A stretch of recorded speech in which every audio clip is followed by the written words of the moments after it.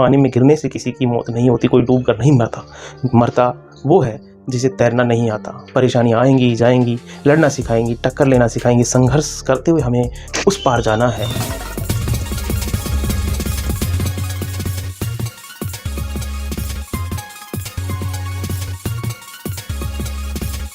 Health, wealth, relationship, parenting and productivity के लिए देखिए ओपी बागड़ी शो। दोस्तों नमस्कार, आदाब, सत श्री अकाल। ओपी बागड़ी शो में स्वागत है आप सभी का। कल मैं अपने बेटे के साथ कहीं जा रहा था तो वह किसी भिखारी को देखकर कहने लगा कि पापा, ये लोग इतने दुखी और परेशान क्यों हैं? क्या इन्होंने कोई गलती की है जिसकी वजह से इनको भीख मांगना पड़ रहा है? क्या दिक्कत रही होंगी इनकी ज़िंदगी में जो इतनी हार्ड सिचुएशन से इनको सामना करना पड़ रहा है? हालांकि मैं उस समय उसे कुछ नहीं बोला, इतना ही बोला कि बेटा घर चल के बात करें, मैं सारी चीज़ें तुम्हें डिटेल से समझाऊंगा। लेकिन आज के बच्चे क्रॉस क्वेश्चंस बहुत करते हैं, आपके बच्चे भी करते होंगे, हमारे भी करते हैं, और उसके लिए मुझे कई घंटों की तैयारी करनी पड़ी। और जब मैंने मेहनत करी ली तो मैंने सोचा कि क्यों ना आपके साथ भी ये चीज़ें शेयर करें, ताकि बच्चे को भी संतुष्टिपूर्ण जवाब मिल जाए और आपके साथ बात भी हो जाए। और आपके साथ शेयर करते हुए मैं कहना चाहता हूँ कि हमारी ज़िंदगी का हम एक पड़ाव जी चुके हैं।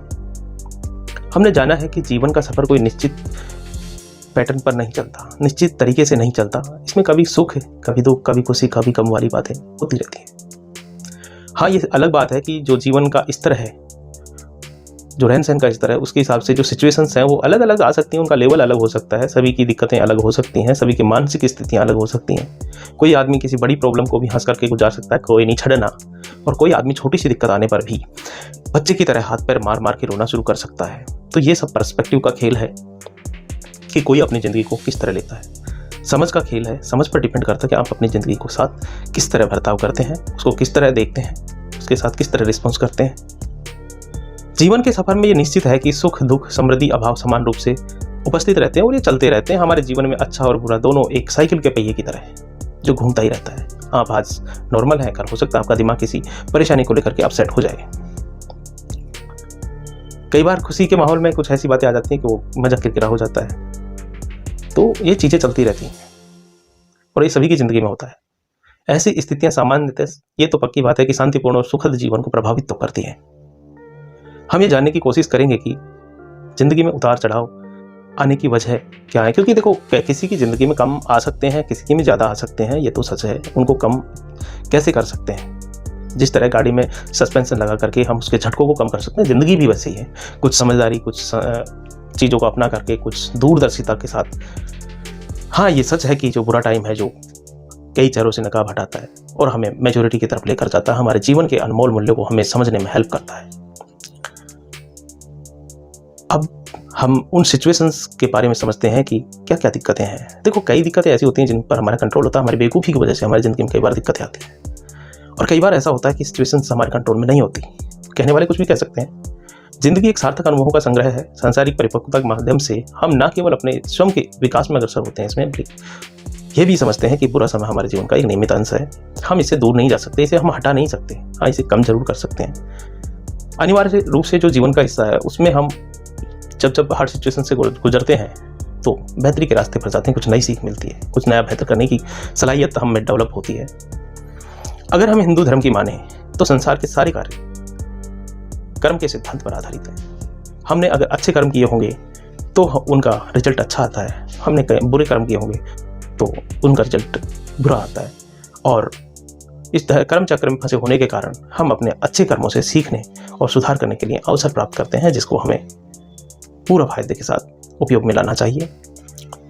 अगला है कि हम ज़रूरत से ज़्यादा चीज़ों को बड़ा करके देख लेते हैं। समस्या जितनी बड़ी होती है एक्चुअली हम उसे बड़ा देख लेते हैं, और यही चीज़ हमें परेशान करती है। और आधुनिक जीवन शैली में चिंता और तनाव का स्तर बहुत ज़्यादा है, जिससे हम अपने दिमाग को शांत और स्थिर रखने में कई बार असमर्थ हो जाते हैं। ये हमें विचारशीलता के साथ और समस्याओं के समाधान करने के लिए जो प्रोडक्टिव रूप से सोचने की क्षमता है, चिंता और जो परेशानियां हैं वो उससे दूर कर देता है। कई बार इसकी वजह से हम सही निर्णय नहीं ले पाते, परेशानियों में फंस जाते हैं। कभी कभी आदमी की परिस्थितियां उसके नियंत्रण से जब बाहर होती हैं, उन परिस्थितियों के कारण भी ज़िंदगी में बहुत सारी दिक्कतें आती हैं। जैसे कि अभी मैं आज ये वीडियो बना रहा हूँ 5 तारीख अगस्त 2023 को, तो अभी कुछ दिन पहले उत्तराखंड में बाढ़ आई, तो कितने ही घर कोलैप्स हो गए, कितने ही लोग रोड पर आ गए, कितनों की घर गृहस्थी खराब हो गई। और इस तरह की दिक्कतों ने लोगों को रोड पर ला करके खड़ा कर दिया। कई बार ऐसी घटना भी देखी हैं, कई तो मेरे जानकार ही हैं, भगवान ना करे ऐसी सिचुएशंस किसी और के साथ आए, कि एक बच्चा, जवान बच्चा तैयारी करने कहीं गया हुआ है, दोस्तों की लापरवाही की वजह से, खुद की लापरवाही की वजह से या सतर्क रहने के बावजूद भी उसका एक्सीडेंट हो जाता है। उधर माँ बाप उसका इंतजार कर रहे हैं कि हमारा बेटा कुछ कामयाब होकर लौटेगा, उधर वो खत्म हो जाता है और माँ बाप भी एज्ड हैं। तो इसके दूरगामी जो परिणाम है उनको हम समझ नहीं सकते, उनको वही जानते हैं जिनके साथ बीती है। तो कभी, और दूसरा कि कभी कभी हमारे द्वारा जो गलत निर्णय ले लेते हैं, हम गलत लोगों की संगति में आ जाते हैं, गलत लोगों के साथ दोस्ती कर लेते हैं, गलत लोगों के साथ रिश्ते स्थापित करते हैं, तो उसमें भी देखो गेहूं के साथ फिर गुण पिसता है। ऐसे में जिस संगति में आप रहोगे उसका जरूर आप पर असर पड़ेगा। ऐसा नहीं है कि आप संगति गलत लोगों कर रहे हैं और आप पर असर ना पड़ेगा। कुछ ऐसी परिस्थितियां जैसे कि कोविड-19 आया था, कितने ही लोग प्राइवेट जॉब कर रहे थे अच्छे पैकेज के साथ विदेशों में, कुछ देश में।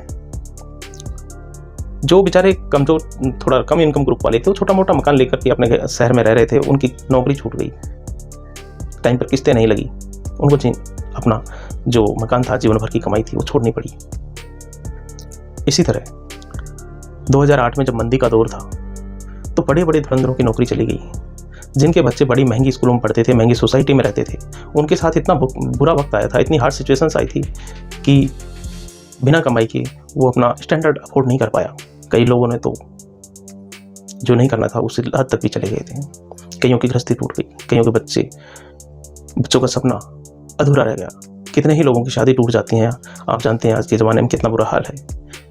कई बार जैसा मैंने पहले जिक्र किया कि किसी प्रियजन की मृत्यु हो जाती है। तो इन तमाम चीज़ें हमारी प्रोडक्टिविटी और मानसिकता को विक्षिप्त करने वाली होती हैं। हम ये नहीं कह सकते कि फला आदमी तो झेल निकला, तुमने नहीं झेला। सबका अपना अपना कैपेसिटी है। कोई किसी चीज़ को झेल जाता है, कोई परिस्थितियों को तोड़ देता है, तो कोई परिस्थितियों से टूट जाता है। तो हम किसी के बारे में जजमेंट नहीं कर सकते। बेवकूफ़ी है कि तुमने गलत किया, तुमने से नहीं यार, क्यों? सबकी अपनी अपनी परिस्थितियाँ हैं। परिस्थिति के हिसाब से हर आदमी बेहतर करने की कोशिश करता है। अब तक हमने इस पर बात कर ली कि कौन कौन सी परिस्थितियाँ हैं जिनकी वजह से कुछ कंट्रोल्ड है, कुछ अनकंट्रोल्ड है, जिनकी वजह से ये दिक्कतें आती हैं। देखो, ये तो आप समझ लो कि हर सिचुएशंस आएंगी, बस उनका जो झटका है, जो शौक है, अगर आपने शौकर डेवलप कर लिए, जैसे गाड़ी में होते हैं शौकर, तो आपको कम झटका लगेगा। लेकिन अगर आप वही अल्हड़पने से जी रहे हैं, आपने कुछ सीखा नहीं है, तो फिर आपकी ज़िंदगी को झकझोर करेंगे ही करेंगे। दिक्कतें आएंगी, ऐसे वक्त में तुम्हें हार नहीं माननी। कितने भी मुश्किलें आ जाएं, हमें आगे बढ़ते रहना है, लक्ष्य को प्राप्त करना है, उम्मीद हमेशा कायम रखनी है, भगवान पर भरोसा रखना है। ज़रूरत पड़े तो दूसरों से मदद लेना सीखें। ये हमारे उसमें नहीं है, हमारे समाज में ये चीज़ें नहीं है कि जब परेशान हो तो हम किसी की मदद लें। अच्छा नहीं माना जाता कि ये फिर मेरे से दुगना बदला लेगा। भैया, जब ज़रूरत पड़े तो मदद लेनी नहीं चाहिए। ज़्यादातर लोग ऐसे वक्त पर मदद करके खुशी का अनुभव करते हैं। अपने आप को सहज और स्वाभाविक रखने की कोशिश करें कि कुछ तो अच्छा होगा। जो चीज़ मेरे कंट्रोल में नहीं है, ऊपर वाला कुछ तो सोच करके कर रहा होगा।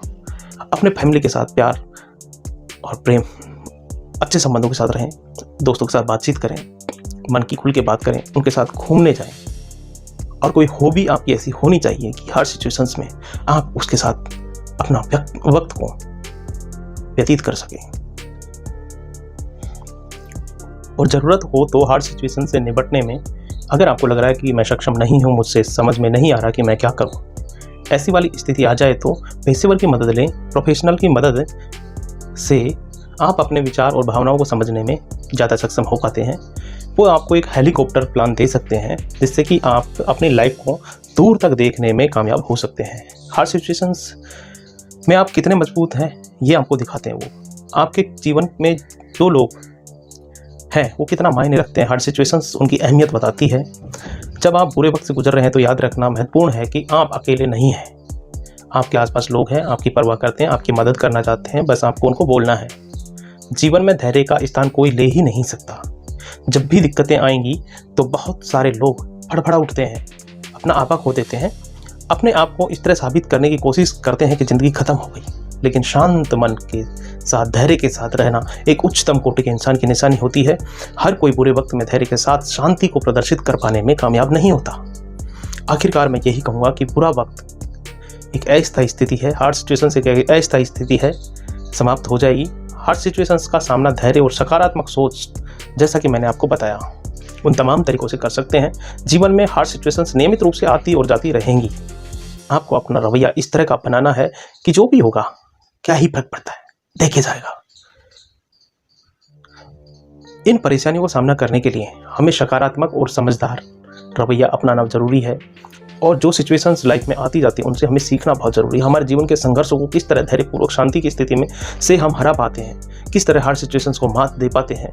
आखिर मैं जाते जाते मैं यही कहूँगा कि पानी में गिरने से किसी की मौत नहीं होती, कोई डूब कर नहीं मरता वो है जिसे तैरना नहीं आता। परेशानियाँ आएंगी जाएंगी, लड़ना सिखाएंगी, टक्कर लेना सिखाएंगी, संघर्ष करते हुए हमें उस पार जाना है। वो क्षमता हमें डेवलप करनी है। नमस्कार, जय हिंद, वंदे मातरम। दोस्तों, आपने मुझे यहाँ तक सुना, उसके लिए आपका धन्यवाद। आपको कैसा लगा ये वीडियो हमें कमेंट बॉक्स में लिख के भेजें, मैं आपके कमेंट पढ़ूंगा। और जहाँ जहाँ कमी लगी हो ज़रूर बताइए। अच्छाई की, बेहतरी की हमेशा गुंजाइश होती है, ताकि हम और अच्छा करने के लिए प्रयासरत रह सकें। नमस्ते।